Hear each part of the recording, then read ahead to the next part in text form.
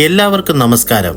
മഹാദേവിയായ ഭദ്രകാളി അമ്മയെ സ്തുതിക്കുന്ന ശക്തമായ ഭദ്രകാളിപ്പത്ത് എന്ന സ്തോത്രത്തെക്കുറിച്ചാണ് ഇന്നത്തെ വീഡിയോ. ദുർഗാദേവിയുടെ രൗദ്രഭാവമാർന്ന ഭദ്രകാളിയുടെ 10 ശ്ലോകങ്ങളുള്ള സ്തോത്രമാണ് ഭദ്രകാളിപ്പത്ത്. നിത്യവും ജപിച്ചാൽ സകല ദുഃഖങ്ങളും ദുരിതങ്ങളും നീങ്ങുമെന്നാണ് വിശ്വാസം.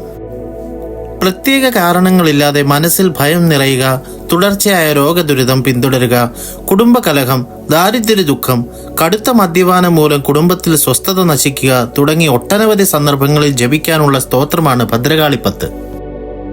ആദിപരാശക്തിയുടെ 3 പ്രധാന ഭാവങ്ങളിൽ ഒന്നാണ് മഹാകാളി. വേദങ്ങളിൽ പഞ്ചഭൂതങ്ങളിൽപ്പെട്ട അഗ്നിയോടാണ് കാളിയെ ഉപമിച്ചിരിക്കുന്നത്. ജീവിതത്തിൽ ആപത്തുകളും ഭയവും ദുരിതവും അനുഭവിക്കാത്ത മനുഷ്യർ വിരളമാണ്. തുടർച്ചയായി ഉണ്ടാകുന്ന ഇത്തരം പ്രശ്നങ്ങൾ നിങ്ങളുടെ മാനസിക നില തന്നെ തകിടം മറിക്കാൻ സാധ്യതയുണ്ട്.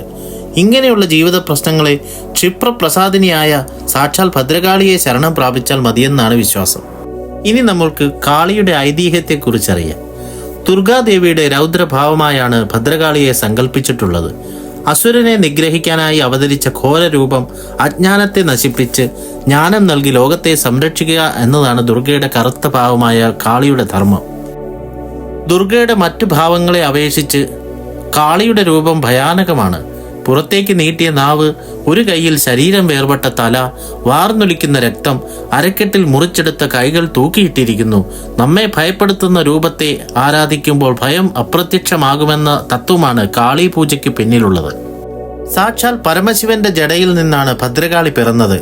ദക്ഷന്റെ യാഗത്തിൽ സതി സ്വയം മരണം വരിച്ചപ്പോൾ കോപിഷ്ഠനായ പരമശിവൻ താണ്ഡവ നൃത്തം ചെയ്തു.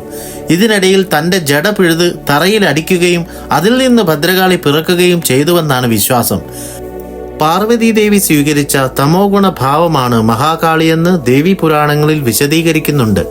അതിരാവിലെ ശുദ്ധിയോടെ നെയ്വിളക്കോ നിലവിളക്കോ കത്തിച്ചു വെച്ച് കിഴക്കോ വടക്കോ ദർശനമായിരുന്ന് പതിവായി ഭദ്രകാളിപ്പത്ത് ജപിക്കുക.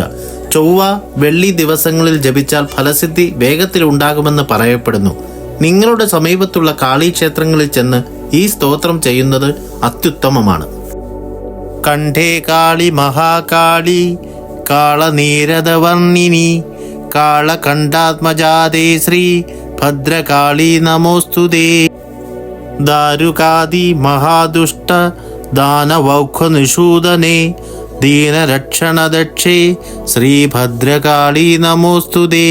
ചരാചര ജഗന്നാഥേ ചന്ദ്രസൂര്യാഗ്നിലോചനേ ചാമുണ്ഡേ ചണ്ഡമുണ്ഡേ ശ്രീഭദ്രകാളി നമോസ്തുതേ.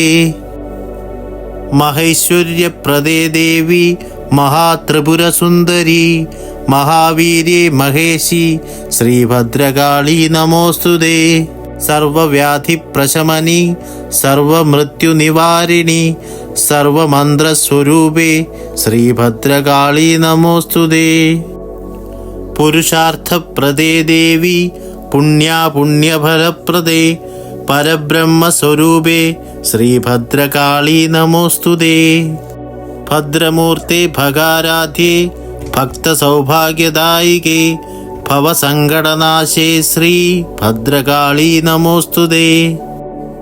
നിസ്തുലേ നിഷ്കളേ നിത്യേ നിരപായേ നിരാമയേ നിത്യശുദ്ധേ നിർമ്മലേ ശ്രീഭദ്രകാളി നമോസ്തുതേ.